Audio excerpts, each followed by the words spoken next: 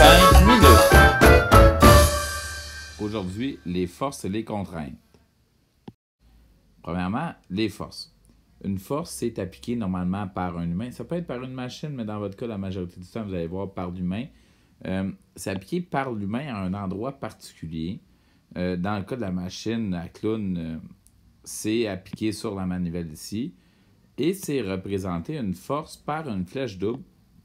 Comme ça, ou une grosse flèche, appelle-la comme tu veux, mais il faut vraiment qu'elle soit en espèce de 2 dimensions, avec un F à l'intérieur. Si ta flèche est petite, parce que c'est une petite force, tu aurais pu mettre ton F à l'extérieur. Et ça, c'est très important. C'est interdit de représenter une flèche de force par un petit F comme ça. Ça se peut pas. C'est impossible de faire une flèche de force en courbe. Ça se peut pas.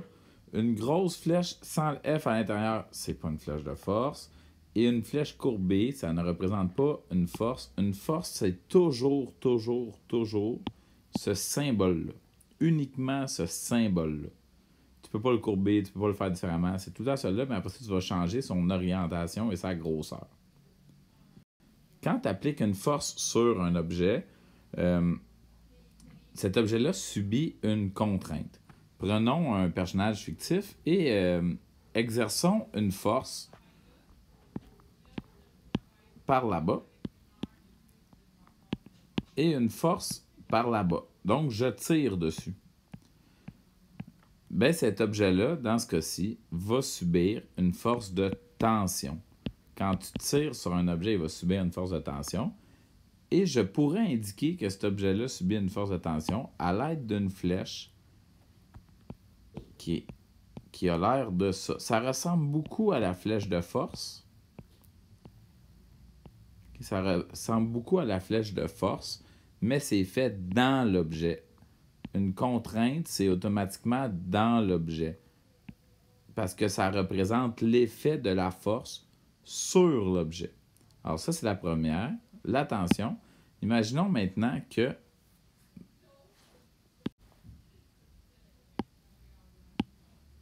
on va appliquer une force sur le bonhomme ici, en haut à droite. Une force qui ressemble à ça. Dessus, je vais écraser mon petit bonhomme et ce bonhomme-là, dans ce cas-ci, va subir une force. Si on l'écrase, il va subir une force de compression. La force de compression, on la représente comme ça.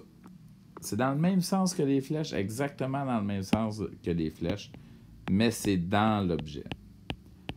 Maintenant, imaginons que j'exerce une force sur ce bonhomme-ci. Une force ici. Et une force là. Mon bonhomme va avoir tendance, dans ce cas-ci, à spinner. Hop, j'ai oublié de mettre mon F de force. Il va avoir tendance à spinner. Mais ça, c'est la force de torsion. Si l'objet tourne, ou si vous avez deux forces qui sont appliquées, une plus haut que l'autre, ça s'appelle une force de torsion. Et ça, c'est représenté par la flèche comme ça. Alors, voici maintenant la flèche de torsion qui est là. Et finalement, la dernière qu'il nous reste à voir, si jamais j'exerce une force particulière, donc j'exerce une force, encore une fois, de la même manière, une en haut et une en bas, mais que cette fois-ci, je le fais avec un appareil coupant, genre un très gros ciseau, eh bien, ma personne va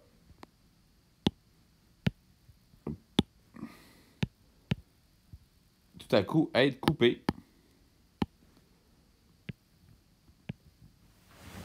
C'est ce qu'on appelle la force de cisaillement. Et on représente la force de cisaillement avec deux demi-flèches.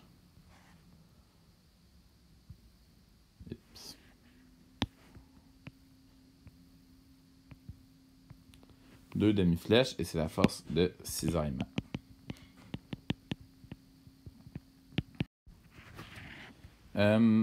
C'est les contraintes.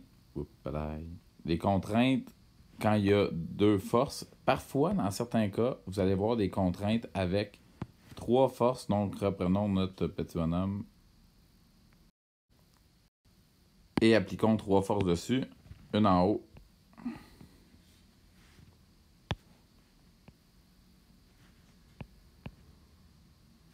Une au milieu. Une en bas. Et qu'est-ce qui va se passer? Le petit bonhomme va avoir tendance à se plier comme ça. Et quand on plie quelque chose, on appelle ça une flexion. Et le symbole de la flexion, ça va être ça.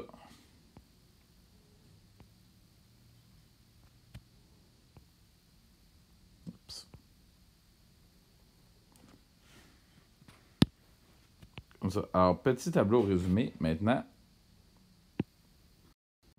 Alors, vous avez ici un petit tableau résumé des 5 contraintes avec quelques exemples. Ce tableau-là se trouve sur Alloprof dans Force et contraintes.